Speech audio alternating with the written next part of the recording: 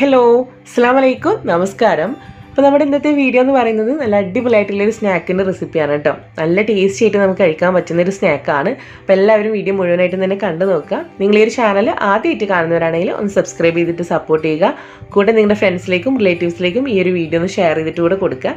അപ്പോൾ എങ്ങനെയാണ് നല്ല ടേസ്റ്റി ആയിട്ടും നല്ല പെർഫെക്റ്റ് ആയിട്ടും ഈ ഒരു സ്നാക്ക് തയ്യാറാക്കിയിട്ട് എടുക്കുന്നതെന്നുള്ളത് നോക്കാം. അപ്പോൾ ആദ്യം തന്നെ നമ്മുടെ ഒരു സ്നാക്കിലേക്ക് വേണ്ടിയിട്ടുള്ള ഫില്ലിംഗ് ആണ് നമ്മൾ റെഡിയാക്കിയിട്ട് എടുക്കുന്നത്. അപ്പോൾ അതിനുവേണ്ടി ഞാനത് ഇവിടെ ചിക്കൻ എടുത്തിട്ടുണ്ട്. ബോൺലെസ് ആയിട്ടുള്ള ചിക്കൻ പീസസ് ആണ് എടുത്തിട്ടുള്ളത്.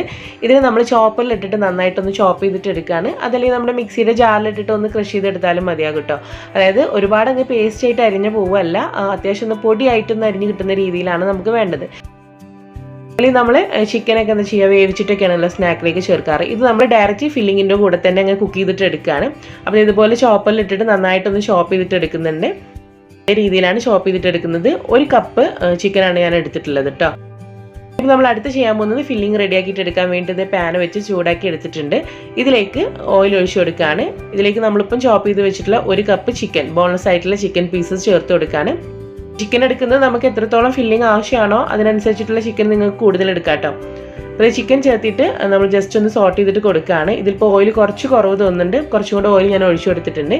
ഇതിലേക്ക് ഞാനൊരു 1/2 ടീസ്പൂൺ എടുത്ത് മഞ്ഞൾപ്പൊടിയും അതുപോലെ തന്നെ ഒരു 1/2 ടീസ്പൂൺ എടുത്ത് ഉപ്പും കൂടെ ചേർത്തിട്ട് നന്നായിട്ടൊന്ന് ഇളക്കി മിക്സ് ചെയ്തിട്ട് കൊടുക്കുകയാണ്. നമ്മൾ ഇതേ രീതിയിൽ ഓയിലിലേക്ക് ചിക്കൻ ഇടുമ്പം പെട്ടെന്ന് അതിങ്ങനെ എന്താ പറയുക, കുറച്ച് വലിയ വലിയ കഷ്ണങ്ങളായിട്ടാണ് നമുക്ക് തോന്നുക. അപ്പോൾ നമ്മൾ വീണ്ടും വീണ്ടും ഇങ്ങനെ ഇളക്കി കൊടുക്കുമ്പോൾ അത് നന്നായിട്ട് തന്നെ പൊടിയായിട്ട് ചെറിയ ചെറിയ കഷ്ണങ്ങളായിട്ട് കിട്ടും കേട്ടോ. അപ്പോൾ ഉപ്പും മഞ്ഞൾപ്പൊടിയും ചേർത്തിട്ട് നന്നായിട്ട് തന്നെ ഓയിലിട്ടിട്ട് നന്നായിട്ടൊന്ന് ഇളക്കി മിക്സ് ചെയ്തിട്ടുണ്ട്. ഒരു 2-3 മിനിറ്റ് ഇതേ രീതിയിൽ നമ്മൾ കുക്ക് ചെയ്തെടുത്തതിന് ശേഷം ഇതിനെ ഒരു ഭാഗത്തേക്ക് നമ്മളൊന്ന് ഒതുക്കി വെച്ച് കൊടുക്കുകയാണ്. ഇനി നമ്മൾ ഇതേ പാനിൽ തന്നെയാണ്, അതായത് ഈ ചിക്കൻ മാറ്റിയെടുക്കാതെ ഇതേ പാനിൽ തന്നെയാണ് നമ്മൾ ഇതിലേക്ക് വേണ്ടിയിട്ടുള്ള ബാക്കിയുള്ള കാര്യങ്ങളും കൂടെ വഴറ്റിയിട്ട് എടുക്കുന്നത്.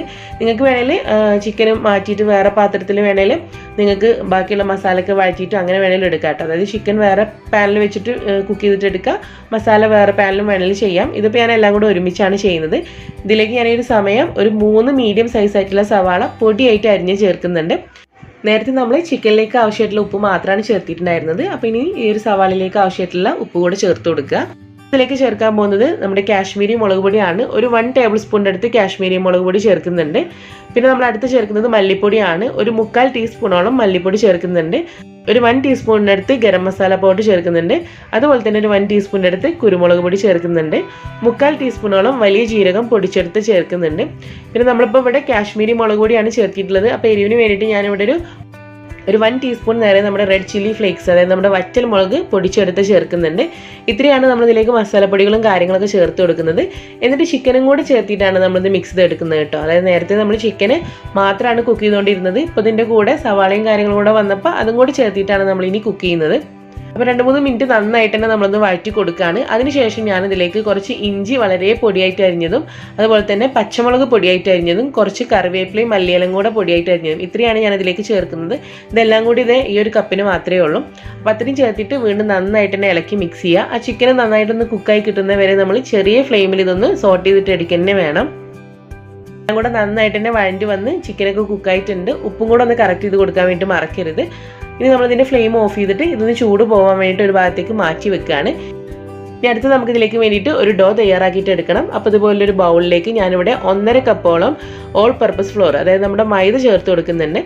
ഇതിലേക്ക് ആവശ്യത്തിലുള്ള ഉപ്പ് ഈ ഒരു സമയം ചേർത്ത് കൊടുക്കാം. ഇനി നമ്മൾ ജസ്റ്റ് ഒന്ന് കൈ വെച്ചിട്ടൊന്ന് മിക്സ് ചെയ്തിട്ട് എടുക്കുകയാണ്, ഉപ്പ് എല്ലാ ഭാഗത്തേക്കും ഒരുപോലെ എത്താൻ വേണ്ടിയിട്ട്. ഇനി നമ്മൾ ചെറു ചൂടുള്ള വെള്ളം വെച്ചിട്ടാണ് ഈ ഒരു ഡോ നമ്മൾ കുഴച്ചെടുക്കുന്നത്. നോർമലായിട്ടുള്ള വെള്ളത്തിലല്ല, ചെറുതായിട്ട് നമുക്ക് കയ്യിന് പാകമായിട്ടുള്ളൊരു ചൂടുണ്ടല്ലോ, ആ ചൂടിലാണ് നമ്മളിത് കുഴച്ചെടുക്കുന്നത്. അപ്പോൾ കുറേശ്ശെ വെള്ളം ചേർത്തിട്ട് നന്നായിട്ട് നമ്മൾ ചപ്പാത്തിക്കൊക്കെ കുഴച്ചെടുക്കുന്ന പോലെ നല്ല സോഫ്റ്റ് ആയിട്ട് തന്നെ കുഴച്ചെടുക്കുക. അത്യാവശ്യം നമ്മളൊന്ന് കുഴച്ച് നമ്മുടെ കയ്യിൽ ഇങ്ങനെ ഒട്ടിപ്പിടിക്കുന്ന ഒരു പരിവുണ്ടല്ലോ, ആ സമയമാകുമ്പോൾ കുറച്ചുകൂടെ ഓയിൽ ഇതിലേക്ക് ഒഴിച്ചു കൊടുത്തിട്ട് വേണം നമ്മളത് കുഴച്ചെടുക്കാൻ. അപ്പോൾ നമ്മുടെ ഡോ ഇവിടെ ഞാൻ നന്നായിട്ട് തന്നെ കുഴച്ചെടുത്തിട്ടുണ്ട്. ഇത് നമുക്കൊരു 10 മിനിറ്റ് ഒന്ന് റെസ്റ്റ് ചെയ്യാൻ വേണ്ടി വെക്കാം, നന്നായിട്ടൊന്ന് സോഫ്റ്റ് ആയിട്ട് കിട്ടാൻ വേണ്ടിയിട്ടാണ്. 10 മിനിറ്റിന് ശേഷം നമ്മുടെ ഡോ എടുത്തിട്ട് ഇനി നമ്മൾ പരത്തിയിട്ട് എടുക്കുകയാണ്. അപ്പോൾ ഇതിനെ നമ്മൾ 2 പോർഷനായിട്ട് ഡിവൈഡ് ചെയ്യാണ്. ഇതിന് ശേഷം ഇതുപോലെ നന്നായിട്ട് തന്നെ പരത്തിയിട്ട് എടുക്കുകയാണ്. ഇത്രയും വലിയൊരു ഭാഗം എടുത്തിട്ട് നമ്മൾ നല്ലപോലെ പരത്തി എടുത്തിട്ട് ഇതിൽ നിന്നാണ് നമുക്ക് ഇനി ഷേപ്പ് ചെയ്യാൻ വേണ്ടി നമ്മൾ കട്ട് ചെയ്തിട്ട് എടുക്കുന്നത്.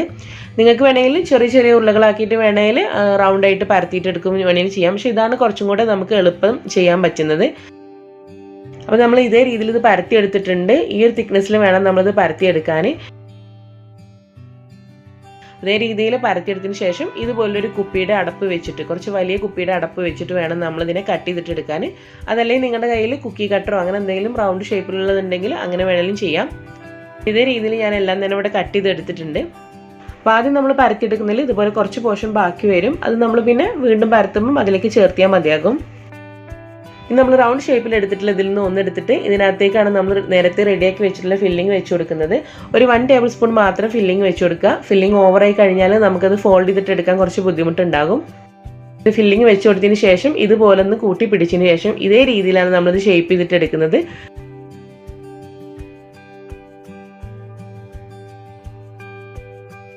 ഇതേ രീതിയിൽ നമ്മൾ ബാക്കി ഉണ്ടാക്കിയിട്ടുള്ള ഡോ കംപ്ലീറ്റും വെച്ചിട്ടും ഈ ഒരു ഷേപ്പിലാണ് ഞാനിവിടെ ഷേപ്പ് ആക്കിയിട്ട് എടുക്കുന്നത്. കംപ്ലീറ്റ് ഞാനിവിടെ ഈ ഒരു രീതിയിൽ ഷേപ്പ് ചെയ്ത് എടുത്തിട്ടുണ്ട്. ഇനി നമ്മളിത് ഫ്രൈ ചെയ്യാൻ വേണ്ടിയിട്ട് പോവാണ്. അപ്പം അതിന് വേണ്ടിയിട്ട് ഞാൻ ഒരു പാനിൽ ഓയിൽ ചൂടാക്കാൻ വേണ്ടി വെച്ചിട്ടുണ്ട്. ഓയിൽ അത്യാവശ്യം നന്നായിട്ട് തന്നെ ചൂടായിട്ട് വരുമ്പം ഇതിലേക്ക് 2-3 ബാച്ചായിട്ട് ചേർത്തിട്ട് വേണം നമ്മളിത് ഫ്രൈ ചെയ്തിട്ട് എടുക്കാൻ. 2 വശവും നല്ലൊരു ഗോൾഡൻ ബ്രൗൺ കളറാവുന്നവരെ ഇതൊന്ന് ഫ്രൈ ചെയ്തിട്ട് എടുക്കുക. ഇത് നമ്മുടെ ആദ്യത്തെ ബാച്ച് ഇവിടെ ഫ്രൈ ചെയ്തെടുത്തിട്ടുണ്ട്. ഇതേ രീതിയിൽ നമ്മൾ റെഡിയാക്കിയിട്ടുള്ള എല്ലാ സ്നാക്കും തന്നെ ഫ്രൈ ചെയ്തിട്ട് എടുക്കുകയാണ്. അപ്പോൾ നല്ല ടേസ്റ്റി ആയിട്ടുള്ള സ്നാക്കാണ്. അകത്ത് ഒരു ചിക്കൻ്റെ ഫില്ലിംഗ് ഉള്ളതുകൊണ്ട് തന്നെ നല്ല ടേസ്റ്റി ആയിട്ട് നമുക്ക് കഴിക്കാൻ പറ്റുന്ന ഒരു സ്നാക്കാണ്. അപ്പോൾ നിങ്ങളെല്ലാവരും ഇഫ്താറിൻ്റെ സമയത്ത് നിന്ന് തയ്യാറാക്കിയിട്ട് നോക്കുക. തയ്യാറാക്കുന്നവർ നിങ്ങളുടെ ഫീഡ്ബാക്ക്സ് പറയാൻ വേണ്ടിയിട്ട് മറക്കരുത്. അതുപോലെ തന്നെ വീഡിയോ ഇഷ്ടമായ ലൈക്ക് ചെയ്യുക. നിങ്ങളുടെ ഫ്രണ്ട്സിലേക്കും റിലേറ്റീവ്സിലേക്കും ഒന്ന് ഷെയർ ചെയ്തിട്ട് കൂടെ കൊടുക്കുക. ഇൻഷാ അല്ലാഹ് നമുക്ക് അടുത്ത വീഡിയോ ആയിട്ട് കാണാം. താങ്ക്